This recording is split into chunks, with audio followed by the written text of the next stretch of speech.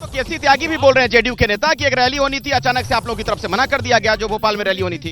खड़गे जी ने कहा था कि अभी हम लोग चुनाव में हैं। आपने याद होगा नीतीश कुमार जी ने भी कहा था कि ये चुनाव में व्यस्त हैं, तो वाकई में हम लोग चुनाव में व्यस्त थे। उसके बाद प्रेस कॉन्फ्रेंस करके घोषणा कर रहे थे डेट की, उस दिन नहीं पता था खड़गे साहब को कि रैली है, वहाँ पर चुनाव है। और खड़गे साहब ने कहा कि खड़गे साहब का तो एक बयान नहीं है, ये तो कमल। मैं आता हूँ, पहले मुझे जरा एक बार चौगाकर साहब, हाँ जल्दी से हाँ। आज देख लिया ना, राजस्थान में गोली हत्याबारी हो गई, हत्याकांड हो गया इनके आते ही, जहां जहां कदम पड़े। मैं इसीलिए कहता हूं भाजपा के लिए धर्म क्या है, तलवार का काम करती है। हमारे लिए जो धर्म है मुक्ति का काम करती है, मुक्ति का मार्ग प्रशस्त करती है। तो हम धर्म को राजनीति में नहीं लाते, ये धर्म को राजनीति में लाते हैं। वहां पे देखा है किस तरीके से। यहाँ पर तो यही लोग आरोप लगाते हैं कि आप सनातन विरोधी हैं, ये आरोप लगा दिया जाता है और उसने लगता है कि आपको डेंट किया भी है अगर ये नतीजा है तो। अरे साहब, अशोक गहलोत क्या बोल रहे थे राजस्थान में कि अगर धर्म वाली बात चल गई तो उन्हें नुकसान होगा। इसका तो उन्हें एहसास हो चला था कि उन लोगों के ऊपर ये चस्पा हो चुका है लेवल सनातन विरोधी का। सनातन का हम व्यापार नहीं करते, भाजपा सनातन का व्यापार करती है, सनातन को बेचती है, सनातन के नाम पे वोट मांगती है। और हम सनातन को जीने की एक पद्धति मानते हैं, और पद्धति आपके घर के अंदर पूजा पद्धति। जनता ने फिलहाल जीने की पद्धति में ये कहा है कि बीजेपी के मुख्यमंत्री बने वहां पर। हाँ, सनातन को ये हमें कह रहे हैं व्यापार मानते हैं, और ये जो है सनातन की ओर है। तो सनातन के समूल नाश का संकल्प एजेंडा क्यों पारित किया आपने?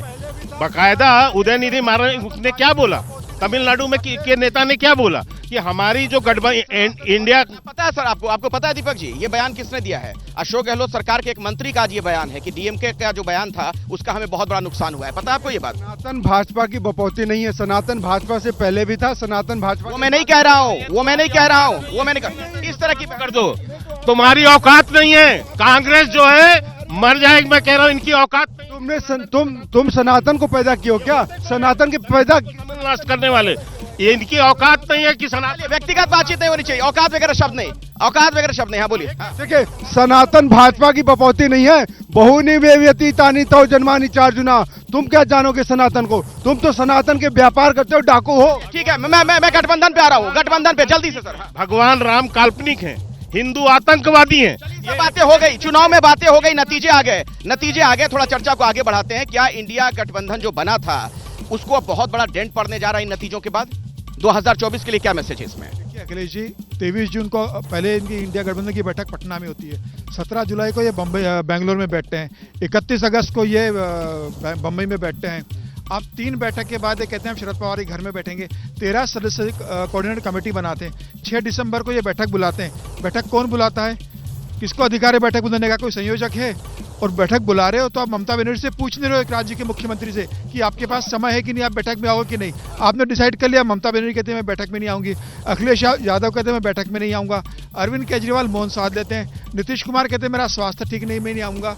अब मजबूरन बैठक तो कंफर्म कैंसिल करना पड़ी है।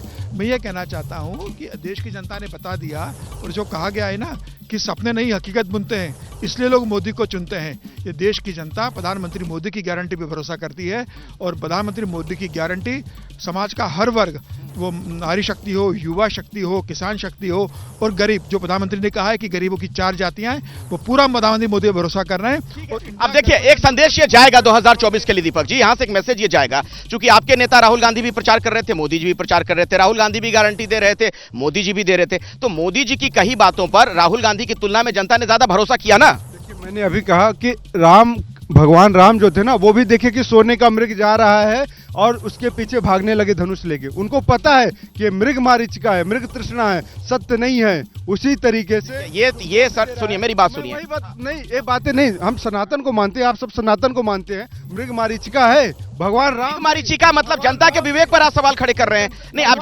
जनता को क्या मूर्ख समझ रहे हैं कि कोई ठग ले रहा है, कोई बेवकूफ बना ले रहा है, वोट ले रहा है? हाँ। भगवान राम मृग को मारने गए थे, नहीं गए थे सोने का मृग देखे, स्वर्ण मृग देखे।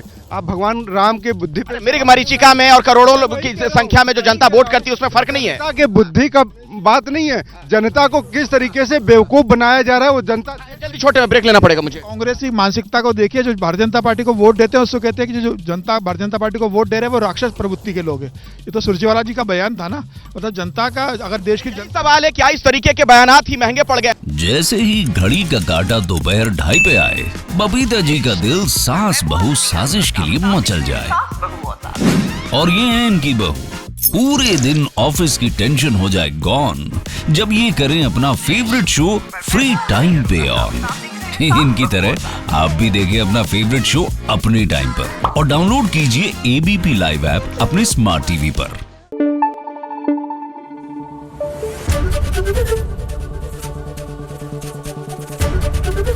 एबीपी न्यूज आपको रखे आगे।